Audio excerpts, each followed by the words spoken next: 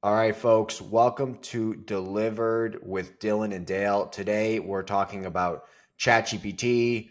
You've probably heard of it. You've probably heard a couple of podcasts about it, but Dale and I are coming in with the lens specifically for the professional service provider, the professional firm. What is ChatGPT going to do to our landscape? What is it going to do to our professions? How should we see it? How should we look at it?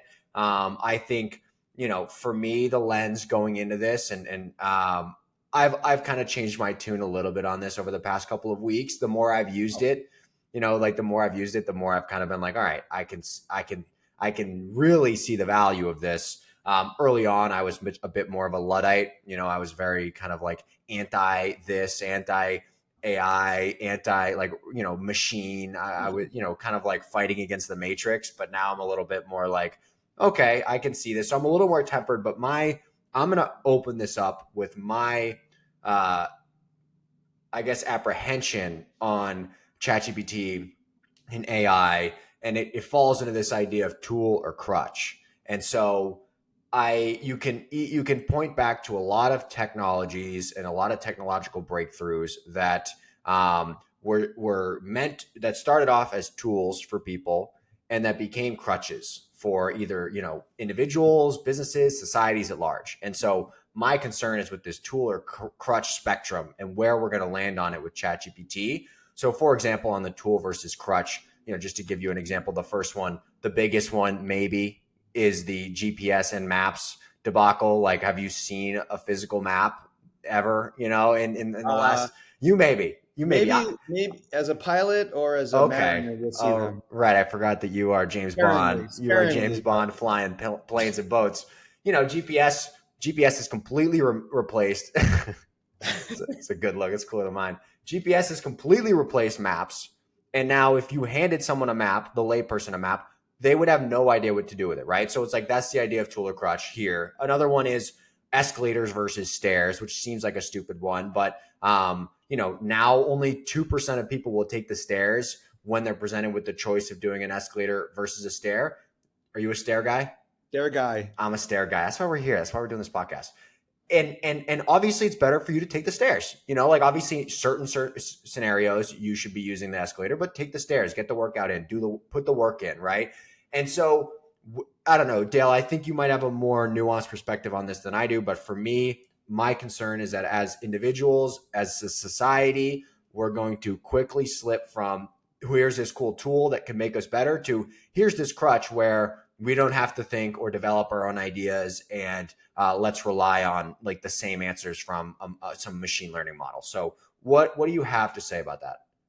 I love a lot of things that you said, and I'm flattered that you think I have more to say than you do. Um, I wanted to take this approach, like sort of like Right, the confrontation. the opposite of Dylan, the nemesis. Like The I'll be your arch nemesis. nemesis on this, Right. and I want to start out with saying the 98% of people who take escalators didn't forget how to go walk upstairs. Okay.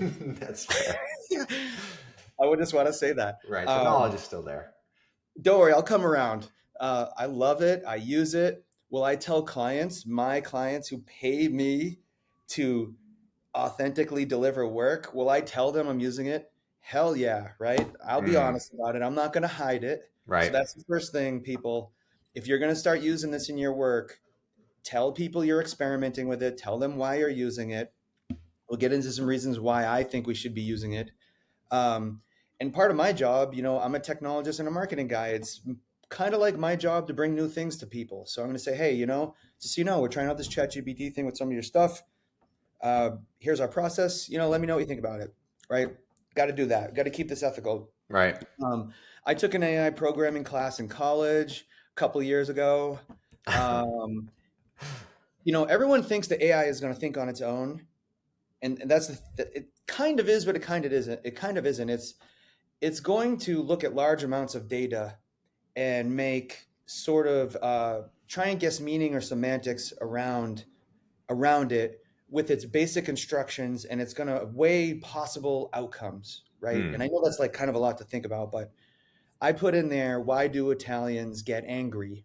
And it said something like, I wanted to know like the little nuances of it. Right. And it was like, that's not necessarily true. You can't paint a whole, Right. Right. ethnicity. And I was like, okay, right on. That's good. And it said, but, there are a lot of like mafia style movies where Wow. the actors portray people who are violent, right? And that's has become a stereotype. It gave you So that?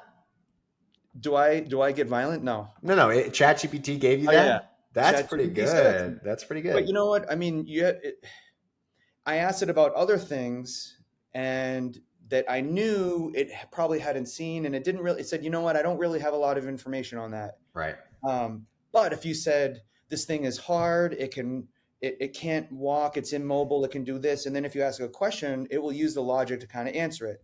I know these are weird things. That's not what we're going to use it for, but I'm just going to explain what's happening here. It's basically going to take something that you give a human and do it a lot quicker, right? Hmm. You hire an employee and you say, I want you to give me a marketing plan and I want it to have these 9 things. ChatGPT is going to do that for you. It's going to give you the information, it's going to give things out that you put in.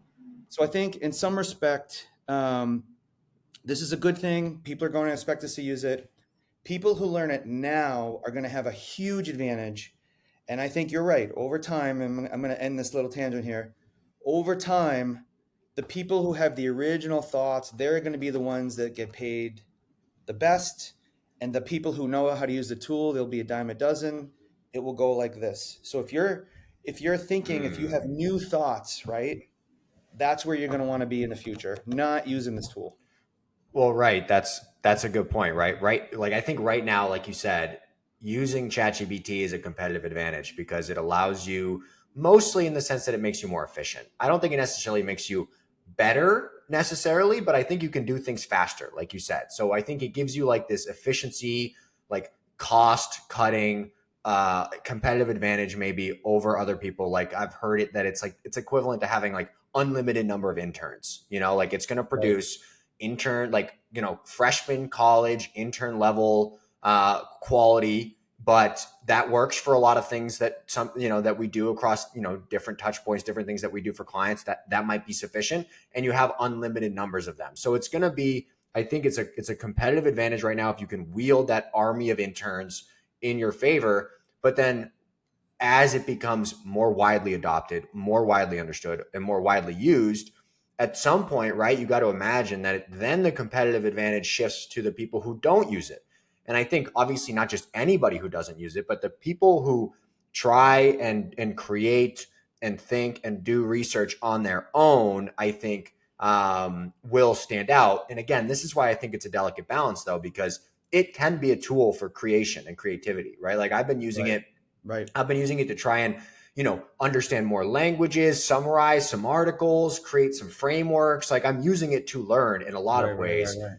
but I know I can see myself, I'm using it more and more, which is a fear of mine, right? Like I'm defaulting to it more and more to get quicker and easier answers. And I have to fight back against that because I'm afraid at some point anytime I will lose the skills involved with research and writing and critical thinking because I just constantly count on ChatGPT to kind of give me those answers. So I don't know. I feel like what do you see ChatGPT as being a power for learning as well? So I'm new in this journey. Obviously, I've been around computers for a long time, and as an assignment, we had to make our own AI thing, and it was nothing like what you see today. It was very basic, but I think for right now, it's doing some really cool stuff. So, I asked in my when we were planning this out, I asked my circle, "Have you used it? Would you use it for?" And these are the responses. Hmm. Someone wrote an apology letter. They didn't know quite how to say sorry for something that they did, and they said, "Hey, ChatGPT, can you tell me how to apologize for doing X, Y, Z?" And it did a pretty darn good job, right? Right. Come on, And though. think about it. If you go to Google and you blog how to apologize to someone for doing something, you're going to find a million blogs. It went out there like lightning and wrote this thing. It was amazing. Another one was a love letter to a wife. We had a marketing summit, and Kevin from Payroll said, I love my wife, but I don't know how to tell her. So he told ChatGPT, "Can you write me a little like a poem?" And it was really pretty. Interesting. He gave it a few things that he liked about her, right? And it spit it back. Is that cheating? I mean, I don't know, right? That's interesting. He That's did interesting. he did feed into it. These are the things, to my knowledge, anyways. I think it understood some basic things that he, whatever about his wife, but he came back. Do a marketing plan. I did some blogs last night. Why would someone choose custom cabinetry over um, prefab cabinets? And it did a very good job in 10 seconds. Right. I haven't done it in a learning place yet, but I can see like, man, it's just blowing my mind on what it can do. But you see, like that's my like so for example, Kevin from what'd you say, Bravo. Bravo payroll, like would we have any Shakespeare today if ChatGPT had existed, right? Like if Shakespeare didn't have to think about writing a play, he just said, write me a play, But like you Kevin's not know, going to write a play. but I mean, if it's like if it's like these are the things where I'm concerned it bleeds into our humanity, right? Because it's like, well, the thought is what counts when you're writing a love letter to your wife, right? It's like the time you spent, the agony you've put into writing a love letter, the trouble picking the right words, Sure. like the Yeah. thinking of her, like that is the value of the love letter. Once you outsource it, it's like, okay, I could go to Pakistan and ask somebody to write me a love letter for my wife. Is that valuable still? Where does the value of this go? And then it brings into question what how does this change the value of everything we do, right? Like Okay, where does value live now? this is great. What if I hire someone to put together my wedding outfit? Does that diminish the value of the outfit because I paid someone else to help me put something together? How about if I hire someone to help me write a resume? Is that cheating? I mean, you might end up in a job that you shouldn't be in. I'm not you know saying lying. I'm saying like well, okay, so I'm terrible with grammar. I own a magazine and a marketing company. I am terrible with grammar, like uppercase, lowercase, period here, commas. Terrible. I have people that help me with that. right. But that I if someone's helping with me with that, is that cheating? Yeah, well, see, this is the delicate balance. It's if you, to me, it's if you develop a reliance on that help. If it makes you more Totally fragile, have. it I makes you have. more fragile. Well, yes, I mean, and again, I think there's, we all specialize, we all have different skills. You should use someone who's really good at grammar but bad at like podcasting to edit your grammar, and you should do the podcasting, right? Sure. That's how economies are built. It's specialization. It's the way things should work. My concern is, one of the most fundamental skills of thinking could be lost, right? Like Agreed. again, that's Agreed. that is necessary no matter what you do, and we're kind of giving that to this browser, this field in this browser, like ChatGPT, tell me this, tell me that. I mean, I'm doing it as well. I'm worried also that we're going to see the rise of this like pseudo expert, right? Where it's just like somebody who's looking to penetrate a new field. He wants to, for example, become a social media marketing expert, or he brands himself that way, or he believes that, and he just some new guy on the block, and he just regurgitates ChatGPT for content. You could build an entire brand and company that looks like an expert using ChatGPT and not actually know anything about the grind of doing the True. discipline. And True. so are we gonna just see a bunch of like fake pseudo experts setting up shop, putting together these really nice websites, saying all the right things, like using persuasion, saying the keywords, making us think, and then we're going to get on the phone with them, and then are we then going to be able to realize that this person actually hasn't, spent years like developing his craft and developing his knowledge? It's like, how are You we know going what, to Dylan? know? We already experienced that now. They can just do it a lot faster. Instead of taking a week to fake it, they can do it in like 60 seconds. Well, yeah, right. There's going to be a ton of them. There's just going to be everywhere. And so to me, it's like ChatGPT. I think it's a tool or a crutch, depending on where you are in your knowledge creation journey. Like someone like you, Dale, you're seasoned. You know the game. You've spent you've put in the hours. You put in the hours, and so you can use ChatGPT as a tool. You use it as a tool. But someone who hasn't put the hours in, they're going to use ChatGPT as like a shortcut or a ladder or, like a skip card. And I think that the services that we're going to receive from those people as a result will be of lesser quality, and we're going to get burned more because we're Yeah. going to be tricked into thinking people are experts when they're not, because they really efficiently are able to get answers to things. You could there what's to stop you from being on a call with a client and they're asking you questions and you're over on the side typing it into ChatGPT getting answers. I mean, I there's never thought of that. Thank you. everybody your next call with Dale, ask him to show you his screen. Dale, what's that typing sound? Right. I mean, like that, it's so quick. There's nothing to stop that from happening. And then Right. it's like, That's not right. yeah. So it's like, well, how do we We're going to be regulate that? you're going to be severely limited, right? Yes. That's what you're saying. So, I mean, I agree with all these. I think for the sake of wrapping up this episode, I had a fun little thing. Oh, I had one more point. Two things to consider too. If you're using ChatGPT, which I would obviously encourage you, you have to think about bias or discrimination, right? This is a computer that's had training. It's likely to make mistakes, right? You got to proof everything if you're going to be using this thing, and also plagiarism, right? So, um, using other, this could come back with other people's concepts or ideas, and it could be looked as, hey, you kind of took this idea from someone else. So you need to be very careful, and that dovetails into what Dylan's saying about remaining that thought leader, using this as a tool and not as a crutch. Um, with that said, I have a little lightning round planned for Dylan here. Tool or crutch? I'm going to name something, and he's going to tell me if it's a tool Just or a crutch. Ready? crack my neck. All right. What do we got? All right. Microwave oven. Microwave oven. Is it a tool or a crutch? Yep. I'll say it's a tool Okay. for me. I would say it's a crutch, but I like. Well, you This might isn't use one it. to You might give up. use it like a crutch. Electric drill.